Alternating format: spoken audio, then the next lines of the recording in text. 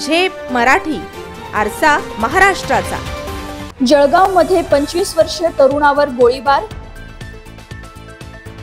रामनवमीच्या मिरवणुकीतील वादातून गोळीबाराचा संशय। तरुण गंभीर जखमी, घटना सीसीटीव्हीत कैद। जळगाव शहरात गुरुवारी रात्री एका 25 वर्षीय तरुणावर गोळीबार झाल्याची धक्कादायक घटना घडली। रामनवमीच्या मिरवणुकीत झालेल्या वादातून 4 ते 5 अनोळखी व्यक्तींनी त्याच्यावर हल्ला केल्याची प्राथमिक माहिती समोर आली आहे। महेंद्र उर्फ दादू समाधान सपकाळे, वय 25, राहणार प्रबुद्धनगर, रिंपाळा, हुडको, आपल्या मित्राचा वाढदिवस साजरा करत असताना काही अनोळखी व्यक्तींनी त्याला आणि त्याच्या मित्रांना मारहाण केली आणि नंतर गावठी पिस्तुलातून गोळीबार केला।